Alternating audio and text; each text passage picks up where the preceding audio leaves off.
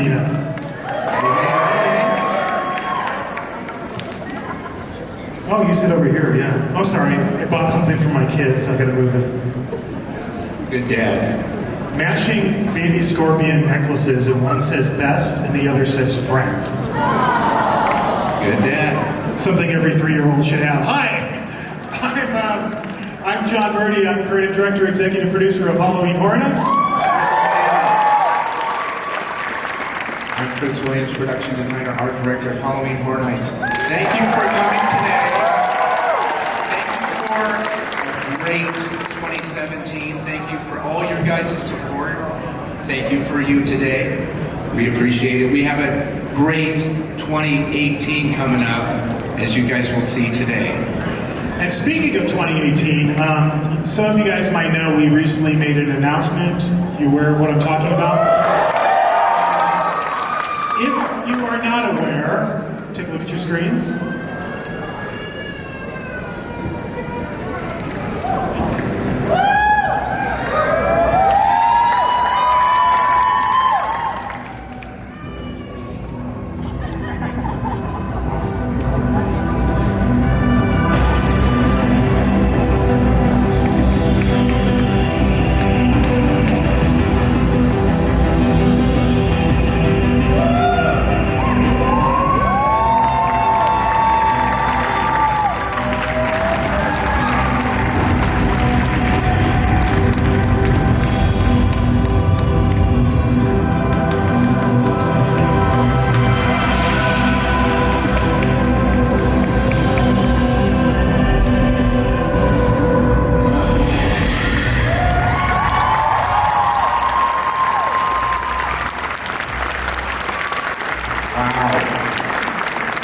So, how many of you guys are fans of Stranger Things?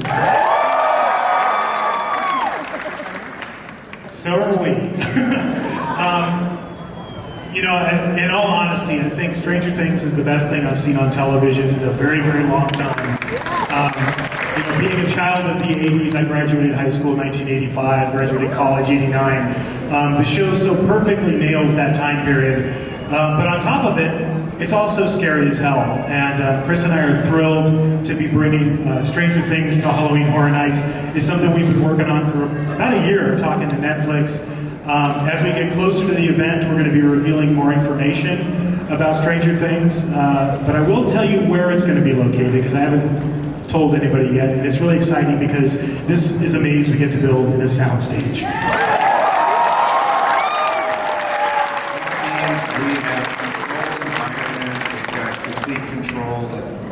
Every situation is going to be completely awesome, actually. You know, when this show first came out, I had just so many people come to me and say, hey, there's this new show. You got to check it out. But at the same time, they would say, like, you know, I don't know if it's something for Halloween Horror Nights. But when I watched it, and you know, when I started watching it, then it was a complete binge watch to watch the rest of it because it's so good. I thought, yes, this should be part of our event. And so you see what's happened now. So this particular maze is going to be built in a former shooting soundstage. It's called Soundstage 29. It's on the front lot of Universal Studios, so when you come to Halloween Horror Nights 2018, you're going to get to experience Stranger Things inside Stage 29. So as we get closer to the event, we're going to be talking more about Stranger Things, but today we've got a different topic we're talking about. We're talking about scare zones, the art of scare zones. You guys know how important scare zones are for us. You know, they're so important. They're our thread through our event. They're like this diversity of characters that we have that you guys have seen. And so we really wanted to wrap up a package that we've done in the past during the history of and lay it on out to you guys. So what we're going to do today is we're going to kind of take you through the history of the scare zones that Chris and I have done, working with other people here at Halloween Horror Nights. And we're also going to show you like fan favorites, because I asked a question on Twitter. I asked like, what's your favorite scare zone of all time? I collected a lot of that. We're going to be sharing with you some of the fans' favorite scare zones. We're going to be sharing with you some of our favorite scare zones. We're going to be showing you guys concepts that Chris and I and other people came up with that we never did. And then at the end, if you're good, if you're very, very good, maybe we'll show you something new. Let's get into it. We're going to start all the way back in the beginning. Chris and I brought Halloween Horror Nights back in 2006. The very first year we did the event, we had these scare zones. Dawn of the Dead, which I don't remember at all. Deadwood, The Black Death, Old London, and Studio Center. And on Twitter, I got a question about this, and it comes from Raymond, and the question was, the Flasher. Do you know what he's talking about? Yes. He wasn't in a specific scare zone, as I recall. That is not true, Raymond. He was in the well-named Studio Center scare zone. That was literally the name of the... I think we just ran out of names at that point and just decided to call it Studio Center. But he was in the Studio Center scare zone. But he says, I recall, but he wasn't... He was so much fun, but we haven't seen him since 2007. And this is the character. This is the original design, if you guys don't remember. Chris, explain what he did exactly. Well, you can kind of tell what the Flasher was doing, and not sure what he might expose, but you can see what he's exposing is his complete guts hanging out. That was like had to be something super lightweight, like some polyfoam latex kind of thing, because, you know, we have to look out for ergonomics in a sense. So, but, you know, we were trying to tie some humor in right at the beginning as well, so. Yeah, the performers who played him got so good at this, they could like throw their coat open and their intestines would go flying out towards the audience members. These guys started out at Studio Center, but over the years, he's hung around for a couple of years, and I'd see him like on the Starway. And then eventually I found him in a trash can, and that was the end of the Flasher. Here's a concept for something that Chris and I were going to do back in 2006 that we didn't actually execute. But this is actually a John Murdy concept, I do recall. Which yeah, is cool, and it wasn't really scientifically based, because I had this idea that like we should have Bigfoot in front of Jurassic Park, completely, at the time not understanding that dinosaurs and cavemen didn't occupy the same time period whatsoever. But I wanted him to just freak out every time the boat came down, you know, the splash zone, and just go, "Rah!" and like run around with his giant bone or whatever he's got in his hand. But for whatever reason, we didn't actually execute this guy. He kind of got on the chopping block, and he never came to life in 2006 or since. 2007 scare zones, we had Zombie Invasion, Deadwood, The Black Death. That's because back in 2006, 2007, the early years of Horror Nights, if something worked, we just brought it back. Because at the time we were thinking, well, gosh, it's a year since you guys have seen anything. You won't mind if we bring it back. And times have changed. These days, we're always trying to change things up and do things differently. But back then, we brought back Deadwood, we brought back The Black Death. Old London became Haunted London. And then Hellbilly Hoedown. This was a Chris. Oh no. This was a Chris one. It's called the Happy Meal. Explain the concept behind this, and then I'll explain why it didn't work. You know, I'm the guy that really likes to try to do those magic illusion gags, people in tables, looks like they're cut in half and that kind of thing, you know? To me, that is a really cool presentation, you know, the way we could present that. So, but early on, you know, 2007, this is a concept, what we call Happy Meal, and you can see his performer look as though he's being eaten by two zombies kneeling in front by him. But, you know, when I had this drawn up and, you know, really showing it to John, and, you know, when we really sat and thought about it, can a performer sustain something like this for 8 hours a night, actually? He's basically doing like non-stop for 8 hours. So this ended up on the chopping block as well, as did this. And all I have to do is point out the ergonomics of this so you'll understand why this would never work. Notice the arrow pointing where it says actor? This is what we wanted him to do. Imagine walking around all night like this. You learn things as you go along. We sure do learn things. 2008 scare zones. We had The Dead Shall Rise, Deadwood again, The Black Death, the Dark Streets of London. It went from Old London, I think it was the same scare zone. It went from Old London to Haunted London to the Dark Streets of London and Revenge of the Pigs. Deadwood was on our Western Street, and We had a lot of different characters that we developed for this particular scare zone. This guy is called the Snake Oil Salesman. This was one of my personal favorites. He was called the Over-Enthusiastic Barber. And I think the whole reason we had this character is because we realized we owned a barber chair. We were like, hey, we have a barber chair. We could do something with this. 2009 Scare Zones, Welcome to Hell. And to me, this is really the year that the Scare Zones really started to take off. This is where we really were hitting our stride in here. Yes, and really. So Welcome to Hell, The Meat Market, Freaks, and Shaun of the Dead. Talk a second about Freaks. This is actually one of my all-time favorite Scare Zones. It was inspired by the black and white movie Freaks, which I'm sure a lot of you guys know. In Freak shows, there was always a character called the Geek. And the Geek's job was a guy, and his job was to bite the head off a chicken. So Chris and I reversed it. Yeah, and we made it a chicken that bites the head off of people. This was the sculpt for his particular mask back in 2009. So back then it was, these masks were produced by Larry Bones of Boneyard Effects. And these were all like foam latex masks, all custom sculpted. And if you guys know the process of foam latex, it's like baking a cake. So baking quite a few cakes those years. One of my favorites from the Freak Scare Zone was also this one we called Female Freak, or the Three-Headed Freak. And that's the sculpt for that one.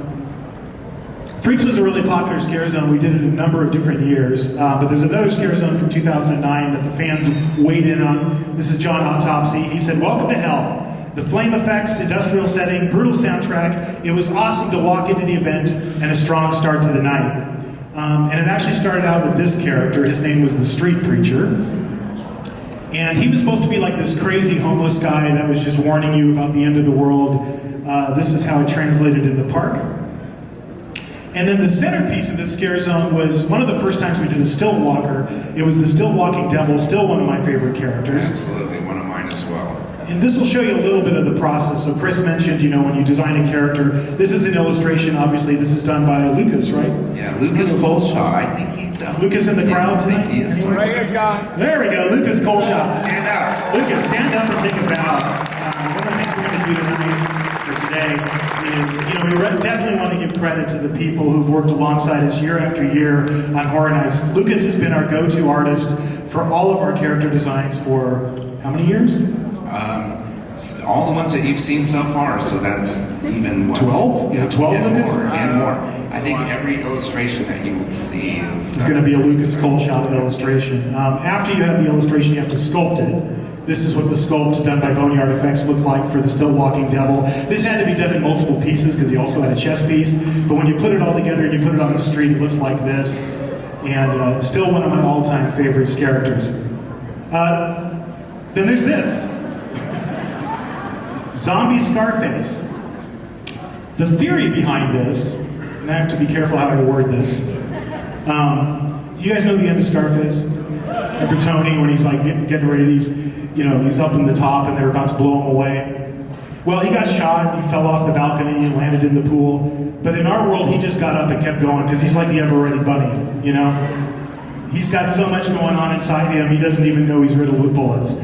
So this guy was originally signed to Studio Tour, but just like the Flasher, he just seemed to roam around the park. At one point I remember in 2009, heading down to Terror Tram, and somehow he'd gotten a hold of the microphone. And he was like, where the people greet you when you get on the tram.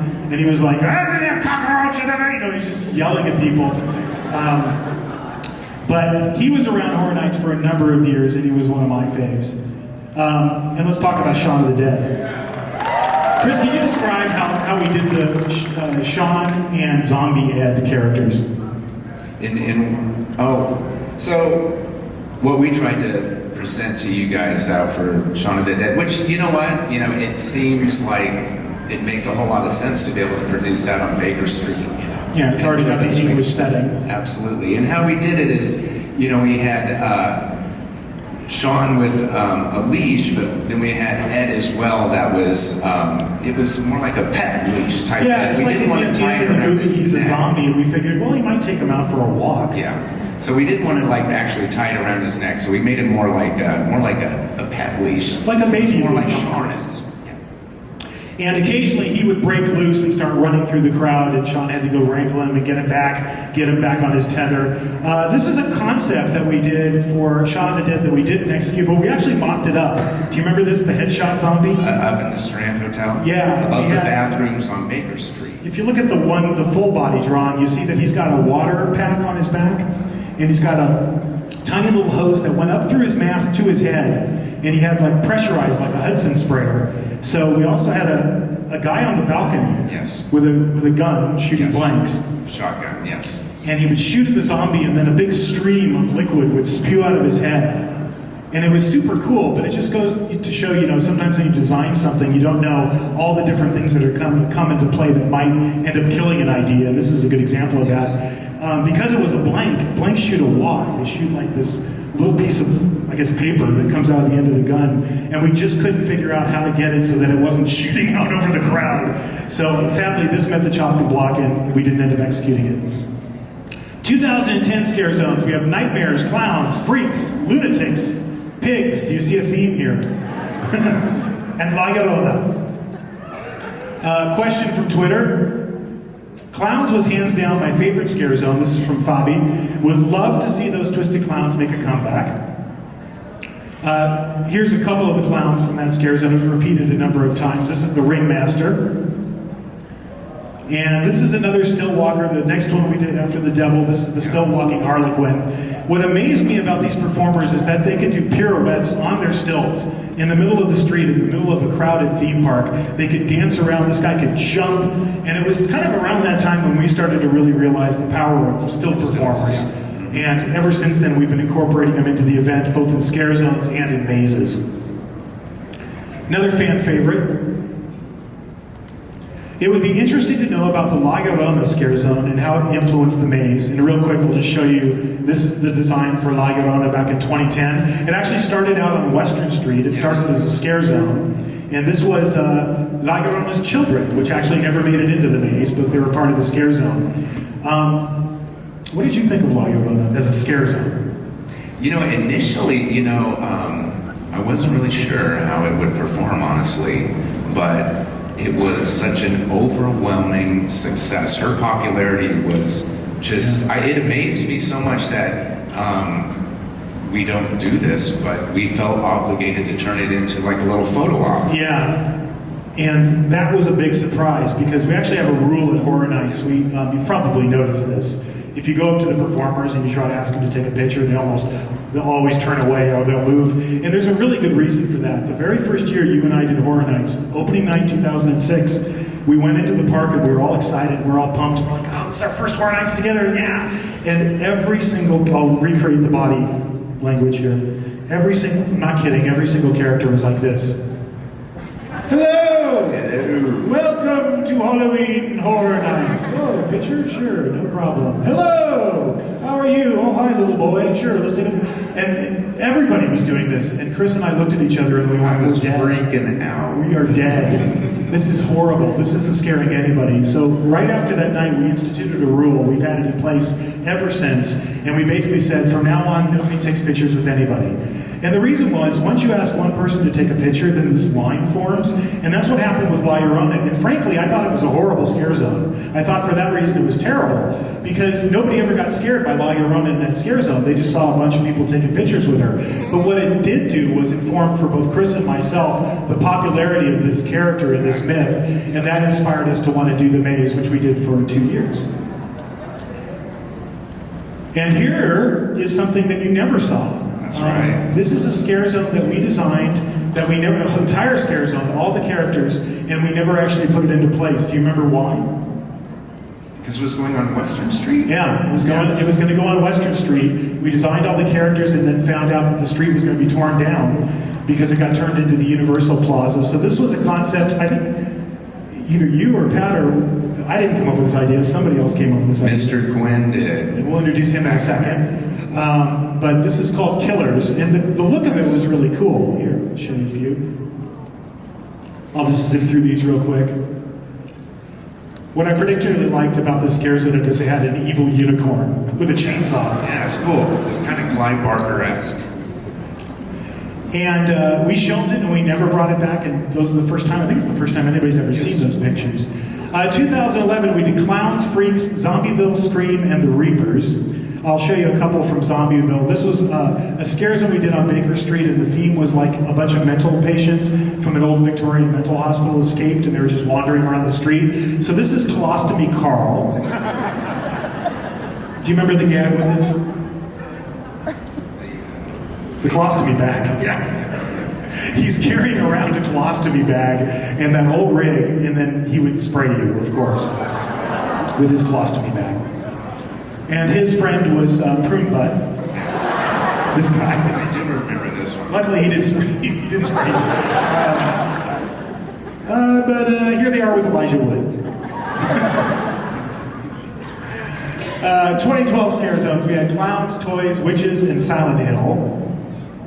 Fan favorite was from Saturn Solar. Please, toys, all the way. That's my all-time favorite. The Toy Maker was the best, so here's a little bit on the Toy Maker. This was also on Baker Street. Had, again, another one of my all-time favorites, Bad Bunny. The thing I always worried with this character is like, what is going on inside that guy?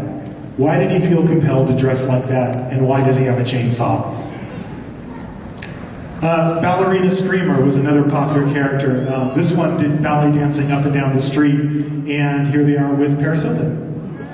This is like really pushing the creative. You can see like how these characters are they all flow and tie together, but you know, still they are separate and diverse amongst each other. You know, they turn out really good.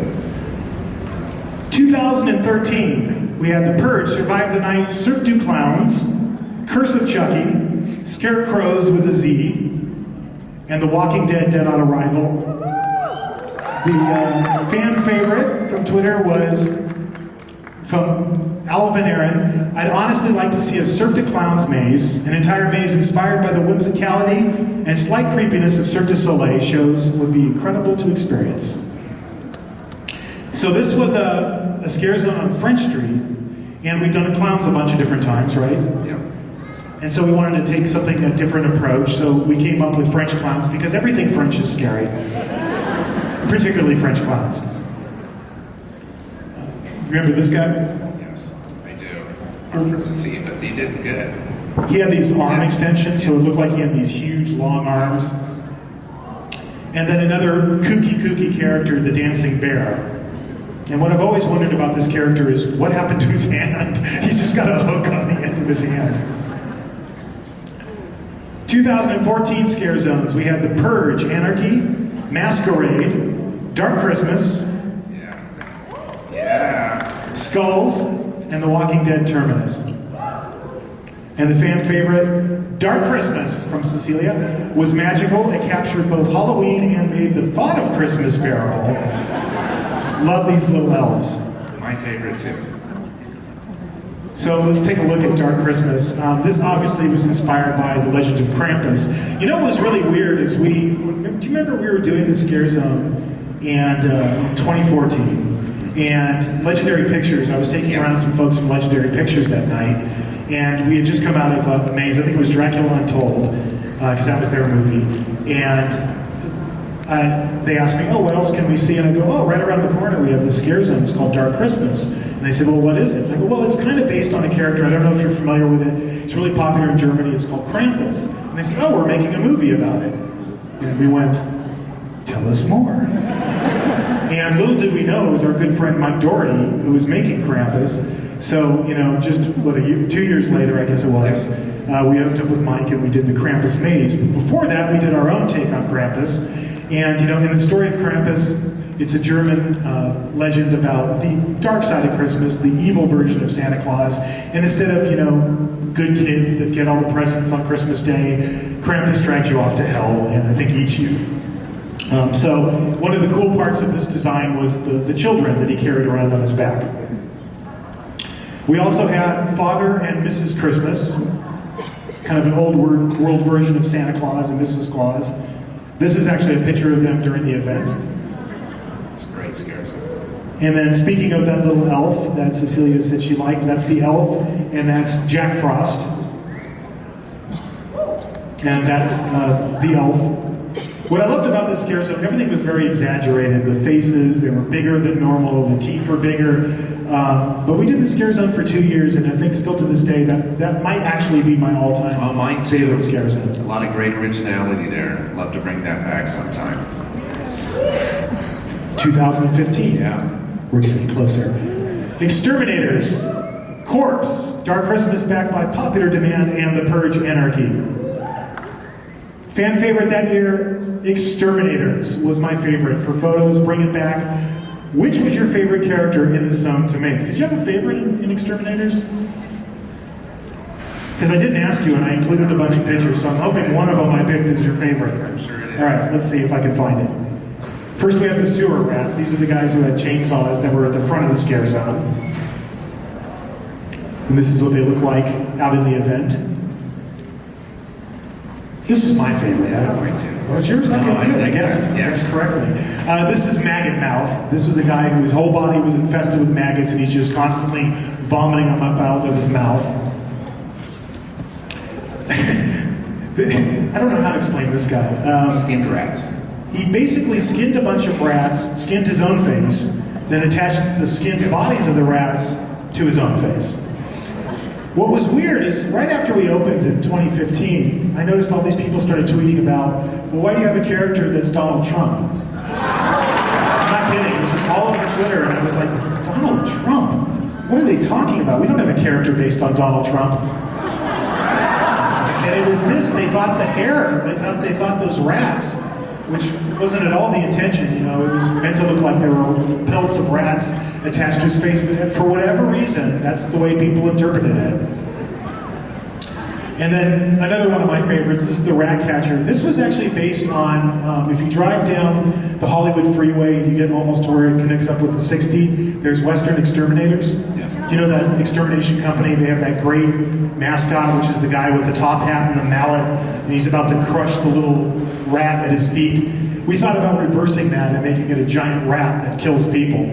And that was the inspiration for the Rat Catcher. And this is what he looked like in the park. I think he's scaring that gentleman, although he looks like he's laughing.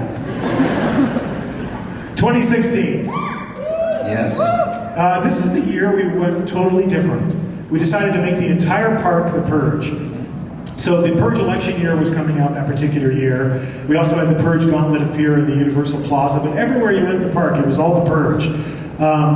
What was cool about working with The Purge and working with Blumhouse is, in addition to all the characters that we featured from the movies, they always let us make up our own characters. So we made up a bunch of different characters for this scare zone. You remember this guy? Yeah, this is one of our originals, yes. What's weird is that, and I don't think it was directly because we did it, but I think it's just the way everybody thought about when they were making these movies. Sometimes we would create characters and then they'd end up in the movie later.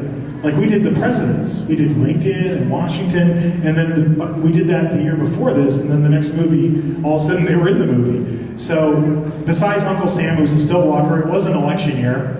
So we had a donkey with a chainsaw. We had an elephant with a chainsaw. Every once in a while, Pat, who I'm going to introduce in a second, Pat Quinn, who's worked for us for years, particularly on scare zones and park decor, he'll come up with this weird idea. And this was an idea he found. I think he actually found a gentleman who made this mask, made it, very much handmade out of his garage, I think. I believe so, And, yes. and do you remember when he brought that mask? We bought a copy of it, he brought it to show. Chris and I, normally we make all our own stuff, and we don't usually use a lot off the shelf. But once I saw this, I was just like, I don't know what that is, but it's so wrong, I want to put it in the event. It's great. What did you think when you saw the teddy bear? I thought it was great. I had never seen anything quite like that before. So we called this guy the teddy bear freak, and he was roaming around. He was part of the Purge Gauntlet. And then, of course, in the movie, the Statue of Liberty, we turned it into a stilt walker. And then we used a technology that you guys came across. What was it called? It's EO wire, and did you have another image of that with the EO wire? Yeah, right there. Yeah, so that's all battery operated. Actually, Pat has got that type of technology and has worked with that. And over the years, we've expanded more and more on it and hope to see more of that. We like to really tie in some of that technology with costumes and such. And then 2017. Last year. How many of you guys went to Halloween Horror Nights last year? Wow. Thank you. Very cool. Halloween. How many of you guys dug Halloween? Cool. Urban Inferno and Toxic Tunnel. We're going to cut to Twitter again. Halloween. This is from Haley. I painted those characters on my jacket. Yes. So I actually reached out to Haley and I said, you got to show me this. I want to see what this looks like. And she was kind enough. Here's the characters. This is the lineup of all the characters that we did in Halloween. And then Haley sent me this picture of her jacket, which I had to include because I thought it was so cool. So, you know, hopefully a little bit later on we'll give you some inspiration for something else to paint on your jacket. Halloween, really, it was kind of our return back to traditional Halloween, right? We kind of suddenly realized after doing all these scare zones year after year after year, we'd never really done a traditional, like old school Halloween scare zone, at least not since the beginning. So we wanted to try to bring back that kind of harvest festival feeling, and this was part of it. These were the scarecrows. These are the chainsaw guys at the front of the park. They were very, very popular, as you can see. They're really trying to tie in that old folk art feeling too, that old Americana, kind of country-esque a little bit. They were very popular. Everybody wanted to hang out and get their picture taken with the scarecrows. This also gave us an opportunity to bring back a couple of blasts from the past. Bad Bunny, which we did back in Toys, we brought back and made him pink. And then we brought back the evil teddy bear freak and introduced him into this scare zone as well.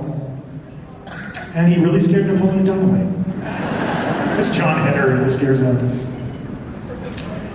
And then this, of all the characters in Halloween, this was my personal favorite. This is the Sheet Ghost. I just love the way this particular one turned out. Something about the teeth was really off-putting to me, just seeing that guy run around with teeth. And you don't have to take it from me that it was scary. It also scared Ice-T. And then also on Twitter, Mandy said, Urban Inferno. My friends and I went through it repeatedly, I think 8 times in a row before doing the mazes in the back lot last year. So much fun, great details at every turn, and the actors were incredible. Those damn hidden bush people got us every time. So this is the lineup of all the different characters we did for Urban Inferno. Pat had a kind of a really unique idea about how to do a variation on what Chris and I would call a ghillie scare. Do you know what that is, guys?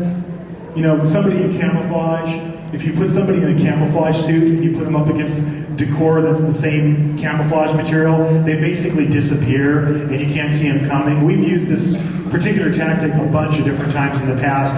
Pat wanted to come up with something different, so he found this really bizarre material that was kind of like fluorescent, hellish colors, and we were using black light. And so we did these burnt corpse characters that had that material integrated into their costume and also part of their mask. So they literally would vanish, and as you go through, you know, they would just come out of nowhere and blind you.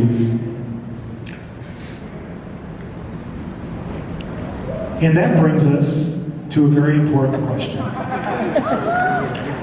Jonathan wants to know, is there going to be a scare zone in Halloween Horror Nights 2018 with a Z in it, or a Z at the end of it? And, you know, I asked Pat, and Pat's going to join us up on stage here. I'll introduce Pat in a second. I asked Pat, how many times have I named a scare zone with a Z at the end of it? This is the answer. Freaks, 2009, 2010, 2011. Clowns, 2010, 2011, 2012. Lunatics, pigs, nightmares, witches, toys, Cirque du Clowns, scarecrows, skulls, corpse, exterminators. There is a reason why we do this. Well, there was a reason in the beginning. That reason has changed over time. Why originally, every time you do something and you use a name, you have to trademark search it, right? Every name we use, any scare zone we come up with, we have to make sure that that name is available when we can use it. We have to do what's called a title search. And it's this big, long, involved process. So it's much easier to get it approved and go through the system if you spell it differently. So I started in the beginning just putting a Z at the end of words. I figured, well, gosh, people have used clowns. That's going to certainly be trademarked somewhere, or, you know, things like freaks, or, you know. So we would change the letter, and it would always get approved. But then I noticed it really pissed off people on Twitter. And every year we'd announce, I think it started in 2010, where like every name had a Z at the end of it, and people would get really angry. So I just started doing it for the hell of it after that. You know, just pretty much just to make people angry. So I decided to make people angry again this year. So Pat, why don't you come up on stage? I'm going to introduce a long-time colleague of Chris and I's. This is Pat Quinn.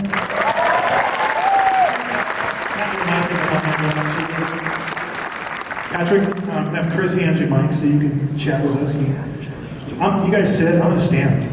Because I just traveled 48 hours to get here from Ireland. I was on a bus for 4 hours. I was on a plane for 10 hours. I need to walk. First of all, Pat, I think you're the only person that I've worked with who actually has been at Universal longer than me. Yeah, When did you start? I started in 1980. I've been at Universal for 37 years. Wow. Give it up for that. That is absolutely dedication.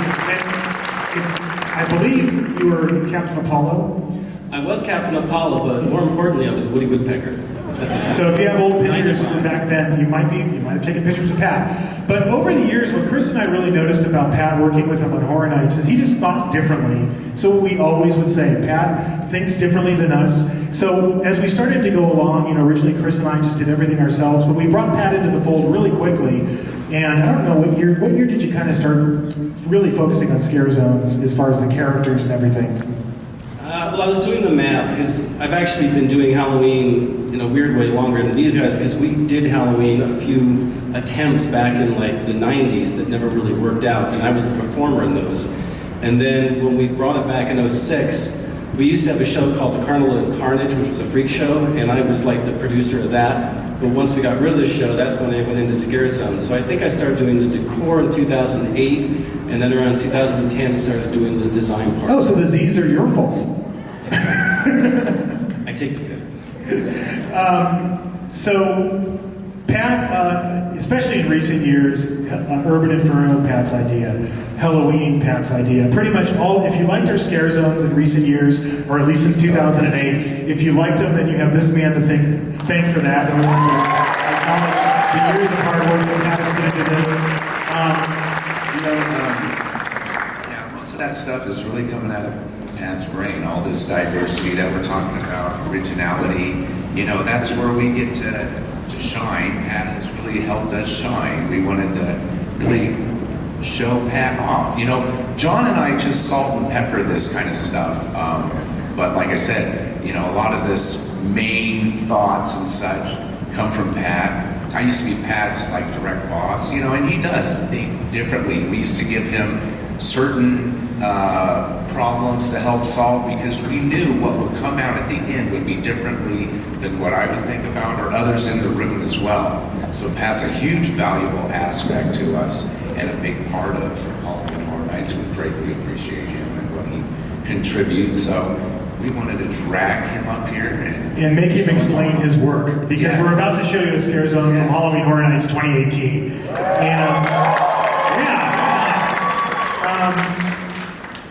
And he always comes and he pitches us all these ideas, and this one I immediately said, yes, let's do this, because it's called Holidays in Hell. And that's the character lineup. Do you mind just explaining the basic premise behind this? Go ahead. Well, basically, the first year we did Dark Christmas, I had this idea, and it was sort of like, gee, if I ever had a chance to do a maze, what would I do? And it was the Holidays in Hell, where I could basically every holiday do some sort of character. And we didn't have an opportunity on the streets for those couple of years, but now that I'm doing the metro area where I did Urban Hill last year, it's perfect for this concept. And so we've got some other cool ones, but this is definitely the one that really we're excited about. It's one of those no-brainers. This is going to be cool. It's going to be fun. So it actually goes chronologically, right? It starts off with New Year's, right? Yeah, so in a nutshell, you're going to walk in and it's going to be a bunch of little dead baby type, like the beginning of the year, little baby New Year's for 2018 with a big giant clock, and you're going to go through and then eventually go through the entire calendar year. And then at the end, it'll be Father Time, the old man of 2018. So we're going to take you through the characters individually. It starts off after you've gone through the baby New Year section. We come to Cupid. So, it's just like, how do you do something different? You can't do Cupid as a little tiny cherub running around, so you go the complete opposite direction. And it's, Cupid is, my inspiration was Danny DeVito in Taxi, the TV show. That's where I got this idea from. It's like, the slob and the whole nine yards. So once you get that one little idea, that's when you can really run with it. And all the characters that he's victimized, they're all missing their hearts. Their hearts have been ripped out of their bodies. Yeah, there's going to be a lot of fun scenic, bodies impaled with all the arrows of Cupid and that sort of thing. And again, Leprechaun, there is a show that we go to. Notice my spelling, by the way. Sorry, I live in Ireland now, and there is no such thing as St. Paddy's Day. It's St. Paddy's Day with 2 D's. I'll use that. Yeah, just an important historical fact.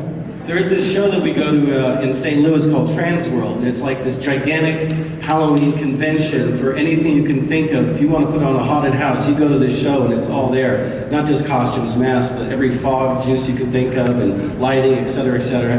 And there was a lot of leprechaun masks. And my whole thing was I took pictures of every leprechaun mask there, some awesome ones, some not so great ones, and I said, okay, what can we do that doesn't look like these? What little twist can we do? And so hopefully this guy's going to look as cool as he does in the art, because I think this could be pretty neat too. I'm personally afraid of him.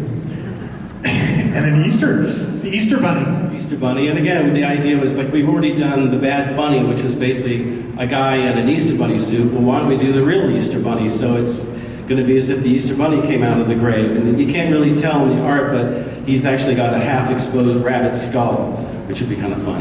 I like that he has little bunny slippers, though. It's a nice touch. And again, that's one of those things where we didn't know what to do for feet, because there's not a guy in a suit. We can't give him boots or shoes. So the inspiration, what else? Bunny slippers. And then we come to Cinco de Mayo. And again, this is sort of like, trying to do something that's cool without being, stupid about it, and a cool thing. So the ballet folklore, I think is the way to say it, is the character is the next one, the dancers, so it's going to be that sort of look. And the scene that we're going to do is going to be pretty cool. It's going to be the Lotteria car. It's all done. It's kind of visually kind of a return to La Llorona a bit. A little bit. 4th of July. 4th of July, again, we'd already done Uncle Sam, so we tried to find a different twist, and we basically ripped our own gag off, so it's going to be a half-exposed human skull and then a half Uncle Sam, so that's another one I think will be pretty cool once we get to a sculpt. Then we come into Halloween. And again, kind of taking the idea we did last year, but in this one, it's going to be as if a bucket of blood had just got dumped on this character, and the sheet is clinging to his face, and it's a skull underneath, so I think that'll look really cool. And then along with Halloween, we're doing a Dia de Muertos, Day of the Dead. And this one's going to be all UV, that's why we just put the glow in just for the effect, but it'll be a hand-painted costume with masks that'll all glow. There'll be a couple of those guys with a UV scenic. I think that'll be pretty neat. And a personal favorite. I loved it. I think this is my favorite. So, what exactly happened during this particular Thanksgiving that caused such an abomination to walk the earth? The thing that's funny about this one is the way it works for us when I do a character is I come up with ideas and I'll Google search images and put together sort of like a little package, and then I'll work with Lucas. We're like partners on these creations. And I'll bring him all these ideas, and he'll do a black and white sketch, and then we'll kind of like tweak it and add things. So for this one, we were having some difficulties really coming up with something that didn't look silly. It's a big turkey. I mean, the potential for silliness is high there. So I did one of those things that when I do Google searches for images, I have to be careful, because sometimes the things that I search for will take me into places I don't want to go to, and I probably shouldn't be doing my homework. And Googling skinned turkey head is one of those. But that's how I got the image to give to Lucas, and that's how we got this guy. So like we said earlier, Pat thinks quite differently than us. I was getting ready to get on a plane when this email came through. I was in the airport, and I was like, I like it. And then we get into Christmas. Christmas, another elf. Again, we tried to find a way of making this one a little different. So instead of this your leering elf, this one is this sort of strange mask that's got these weird, goofy eyes. And just trying to be a little different from what we had already done. And this is another one of those departure characters that I particularly like, Mrs. Claus. Yeah, we thought, let's not do Santa. We've done Santa, everybody does Santa. Let's do Mrs. Claus. Let's represent equally and let her be in charge. So that's another one that we had a lot of fun designing and finding reference images for. I like that her weapon is a rolling pin. And we're bringing back Krampus, but different. Yeah, this is our rock and roll Krampus. It's funny, when we did Dark Christmas in 2014, and I was saying, hey guys, Krampus, and kind of knew about it, but the only reason I knew about it is I had a really cool book of old postcards I bought at Wacko in Hollywood. And I'm like, oh, this could be really cool, but finding reference images was tough, and finding anything like off the shelf was impossible. It wasn't out there. So we're doing it this year, and it's completely different. Everybody and their mother's got a Krampus mask. They're everywhere, and it was like, how do we do this that doesn't look like something that everybody's seen? So we tried to okay, let's make it like, if Krampus was the lead singer for Judas Priest, what would he look like? Hence. And last but not least, we have Father Time as a still walker. And this one I just wanted to call out, the process is great, because we finished this drawing Friday, 2 days ago. And Lucas actually did a little extra work for me and did the color Saturday morning, because we wanted to have it ready to show you guys. But literally Friday afternoon, Lucas and I were scrambling, trying to make this work. And we had the rendering, but it was basically just Father Time on stilts. And it wasn't scary, it wasn't really that cool. What can we do that's different? So I run in, and Chris and Christine Wright, who's our costume designer, who I think is also here and is another one of our partners, they were having a meeting. I'm like, hey, what do you think? And Chris is like, well, make his beard longer. That'll be cool. Right, I'll do that. I'll go back. And then Lucas is like, well, let's give him wings. Why not? And I said, let's give him horns. Why not? And then suddenly we have a kind of a cool Father Time. It's not just, just trying to be a little different. And that is Holidays in Hell. So that's the other thing, would be remiss. I keep going. I always move to a chair that doesn't have the foot bend, and then I'm doing this. Talking about the characters and scare zone design, we'd be remiss if we didn't talk about our performers. Because if there's one thing I think I've learned in the going on 13 years of doing Horror Nights with you guys, is a good performer is worth their weight in gold. And when you think about it, all this work that we all do, it's all just set dressing if the performers don't bring it to life. And we are so very blessed. All these years working at Horror Nights, we've gotten to work with so many talented, passionate, incredibly energetic performers who bring these characters to life. And a lot of times the characters that, when I look back on all these years of doing it, the ones that I like the best are because a performer brought it to life a certain way. So I want to say thank you to all of our performers who've ever worked for us.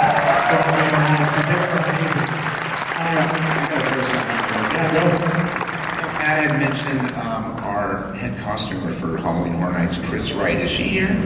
Is Chris here? I see a hand pointing. Yeah, there she is. Thank you, Chris. Thank you. All the costumes and such that you have seen, most of that stuff that, when you looked at those designs, look at the last Krampus, Rock and Roll Krampus. That's not off the shelf. We're not buying something and just... I have that in my closet. Well, then we're set for that costume. But some of those other costumes are all custom. And they're creating patterns, showing Pat, myself, John, all textures of fabrics and such that, that will last for 30 days. As you can launder in a get our washing machine. specific looks, And honestly, our costume team is a great team, and they work incredibly hard. There's probably 30 stitchers that are fabricating custom costumes for us, and I just want to give a big shout out to them. They are huge in what they do. They're locked away in our scare base with all these thousands of costumes and such, but they're some of our closest people that we work with to help all this come to life for all you guys, actually. So thank you, Chris and team. Absolutely. one of the things I learned, I think the first year that I did Horror Nights, and I came in and I started working with Chris and Pat and all of the people that have been on our team that long, is, you know, if you surround yourself with really talented people and you give them the room to do what they do best, and you don't try to micromanage every single thing they do, but you let them bring their passion and their talent to the table, it makes for a much, much better event and a much, much better product. We're also really lucky that we get to work with so many talented people at Universal, not only all the people that work with us at Universal Studios Hollywood, but all of the vendors, you know, our makeup vendor, Pat Nicky Effects, who's here today, and if you get a chance, go check out Pat's stuff. He's got a lot of pieces from Horror Nights here you can check out today, but he and his entire team are, you know, so talented. Diablo Audio, who does audio, Radiance, who does lighting. It's amazing to get to work with so many talented people that bring this event to life, and they all deserve an enormous amount of credit. So thank you. But most importantly of all, are all of you. Because the other thing I know, after doing this for 13 years, is if we didn't have such dedicated, passionate fans that come and support our event year after year after year, Chris and I wouldn't have a job, Pat wouldn't have a job, we'd be making haunted houses back in Thank you. yeah, in our parents' garage, like we started. So thank you guys. I get down and say thank you, thank you, thank you, thank you for all of the support. It means the world to us. And to pay you back, hopefully Chris remember to bring the certificate. He did, excellent. And hope we don't do like a La La Land thing here. That would be really bad. All right, I have the certificate.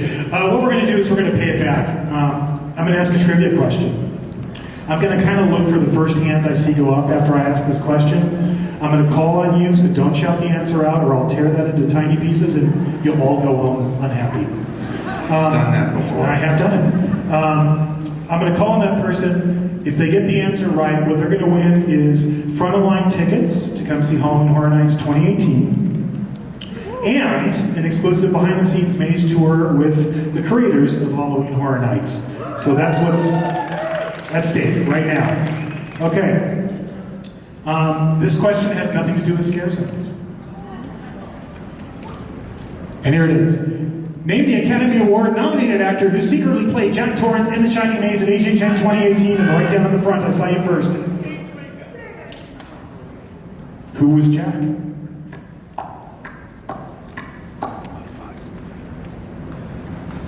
James Franco. Absolutely right. Come on up.